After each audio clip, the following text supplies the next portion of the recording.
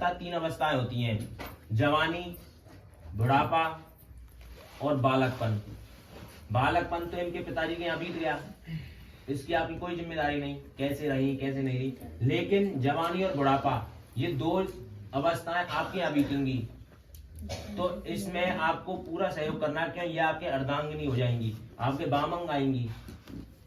चौथा वचन क्या था? धनादि गोपनीय मम संपत्ति ग्रहण, अर्थात कोई भी धन कहीं पे भी रखा हो, चाहे बैंक बैलेंस, चाहे कैसे भी हो, इनको जरूर बताएं। क्यों? क्या पता कैसी समस्याएं, आप कहीं देश से विदेश से कहीं पे भी बाहर हो और आ जाए कि समस्या की धन की जरूरत पड़ रही है, हो सकता है कि इनको नहीं पता हो तो कहां से व्यवस्था करेंगी। इसलिए जो भी अपनी धन दौलत जो भी है इनको बताएं।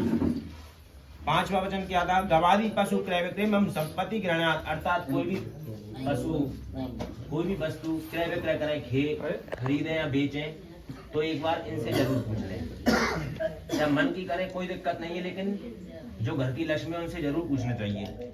छठिया वचन क्या था? बसंत आदि षट ऋतु मम पालनम करता, अर्थात 6 ऋतुएं होती हैं, बसंत, ग्रीष्म, वर्षा, शरद, हेमंत और शिशिर। विभिन्न ऋतुओं में विभिन्न मांगे होती है। सर्दी में जैसे गर्म कपड़े, गर्मी में गर्मी के हिसाब से जो भी होती है।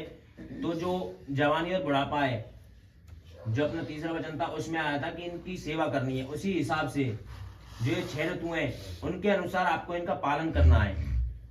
सातवां वचन क्या था? सखी सुगम हास्य कटु वाक्याम न वेदच्च क्रिया तदा भावे भावे आगच्छति, अर्थात 7वें वचन में इन्होंने क्या कहा कि मेरी सहेलियों के साथ या मैं किसी के साथ हूं तो आप उनके सामने मेरी हंसी ना करें।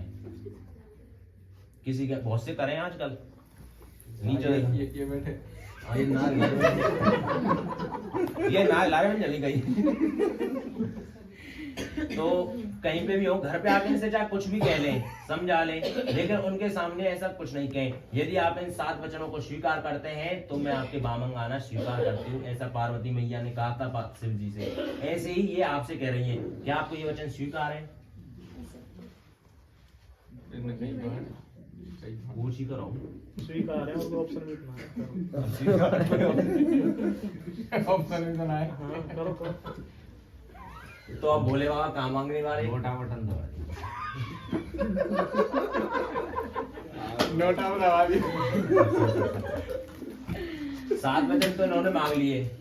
अब फिर उनकी भी कोई परेशानी होगी भोले बाबा की, जैसे अब कापरे तुम्हारी हो तो वो का परेशानी है सुन लो।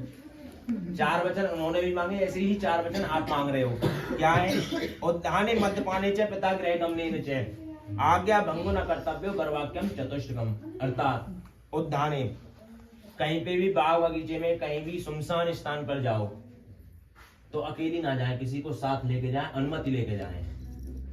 उद्धाने मद्यपाने च, अर्थात कोई भी मद्य का बहुत से नशे होते हैं, जैसे जवानी का नशा है, पैसे का नशा है, शराब का नशा है, तो ऐसे व्यक्तियों से दूर रहें जो नशे के आदि हो, मद्य के आदि हो।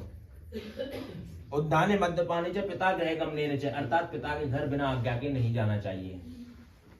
जैसे पार्वती मैया सती हुई थी, वो इसी कारण हुई थी, बिना पिता की आज्ञा के, पिता के बिना बुलाने पर वो मां चली गई थी। इसलिए पिता के घर बिना आज्ञा के बिल्कुल नहीं जाना चाहिए। एक भाई दूज और रक्षाबंधन, 2 ऐसे त्योहार बताएं जिन पे आप बिना पूछे इनसे जा सकती हो। और 7वां वचन क्या था? आज्ञा भंगो न कर्तव्यो वाक्यम चतुष्टकम, अर्थात जो भी मेरी धर्म हो, शास्त्रोचित जो भी मेरी क्रियाकलाप होंगे मेरे घर में, परिवार में, रीति रिवाज होंगी, वो आपको मान्य होंगे। आपको ये 4 वचन स्वीकार हैं?